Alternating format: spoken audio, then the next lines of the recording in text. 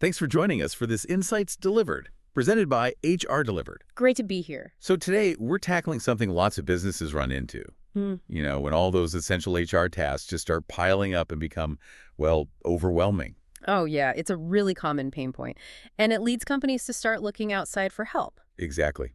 And that's what this deep dive is all about. We want to unpack the two main ways companies do that, the main kinds of third-party HR providers. Right. We're talking professional employer organizations, PEOs, and then administrative services outsourcing, which you often hear called HRO, Human Resources Outsourcing. Yeah, PEOs and HROs. We're going to get into what really makes them different, how they work, what they take off your plate. The goal is so you can figure out which one might actually be the right move for your business. And it's important to say both PEOs and HROs offer real value. I mean, they bring HR expertise. They definitely help companies stay compliant with all the federal and state rules, which is huge. Huge, yeah. And they can cut down costs and just the time spent on a lot of routine HR stuff. Okay, so they share some benefits, but like you said, they operate differently. What's the absolute core distinction, PEO versus HRO? No. The biggest thing, the fundamental piece, is that a PEO acts as a co-employer. They can basically offer all the HR services, almost like becoming your outsourced in-house HR department. Co-employer. Whereas an HRO, that's more a la carte. You pick and choose. You only outsource the specific things you want help with. Gotcha. So that co-employer status for PEOs, what does that actually mean for the business owner day to day? It means the PEO becomes the employer of record, mainly for tax and benefits admin. So they share some of the legal load, which can be significant. But, and this is key, you, the client company, you still manage your employees, you set the direction, you run your business. Right. You keep control of the actual work and team. Exactly. An HRO, on the other hand, doesn't do that. They just provide services. You remain the sole legal employer, full stop. Okay, let's dig into the PEOs a bit more then. How does that work practically? Yeah. You keep control, but the PEO takes over.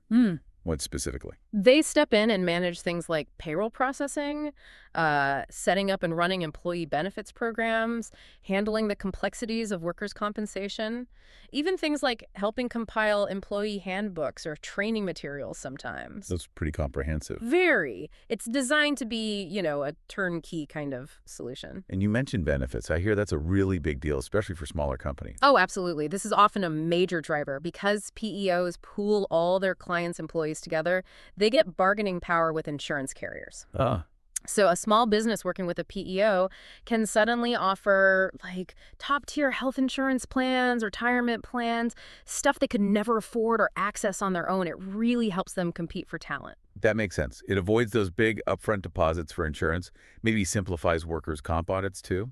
Precisely. It cuts down a lot of that administrative burden and, frankly, the financial hurdles that small companies face with benefits and workers' comp. So the ideal scenario for a PEO is maybe a company feeling swamped by HR admin, paying too much for insurance, or just feeling limited in their options. Yeah, that covers a lot of it. It's for businesses that want that comprehensive support, want to reduce their administrative load significantly, and limit some of their HR-related liability. It gives them that robust HR infrastructure without building it all themselves. Okay, that paints a clear picture of the PEO. Yeah. But what if you don't need that full package? Maybe you have a good HR person already, but just need help with one tricky area. Right, and that's exactly where the HRO model comes in. It's built for flexibility. The a la carte option you mentioned. Exactly. You choose just the services you need. Maybe it's just payroll processing, or maybe help with recruitment for specific roles, or compliance reporting for a particular area. You keep everything else in-house. And who usually goes for this? Is it mostly larger companies?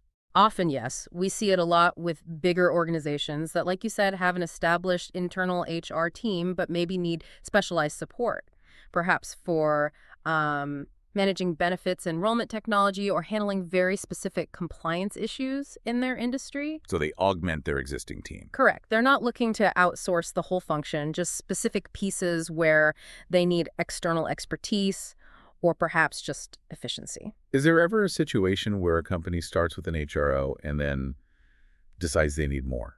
Oh, definitely. That happens quite a bit. A company might start small, maybe just outsource payroll via an HRO.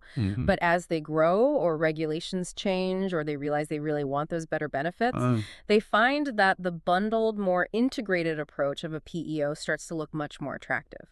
The initial HRO solution just doesn't cover enough anymore. It's a pretty common path as needs evolve. That makes sense. It really highlights how you need to assess your current needs, but also think about the future. So wrapping this up for our listeners, we've basically got two main paths for HR outsourcing. There's the PEO, comprehensive co-employer, like getting a whole HR department bundled in. Right. Sharing liability, getting access to potentially better benefits. And then there's the HRO. Flexible, selective, you pick only the services you need, and you remain the sole employer. You keep more functions in-house, but get targeted help. So the thought to leave you with is this. Take a moment and think about your own business. Which specific HR tasks feel like the biggest burden right now? And then consider the knock-on effects. What would change for better, or maybe even creating new challenges if you brought in a partner that bundles everything versus one that just helps with specific pieces? Is it the full concierge service you need, or just a targeted room service? Which level of support really aligns with where your business is heading?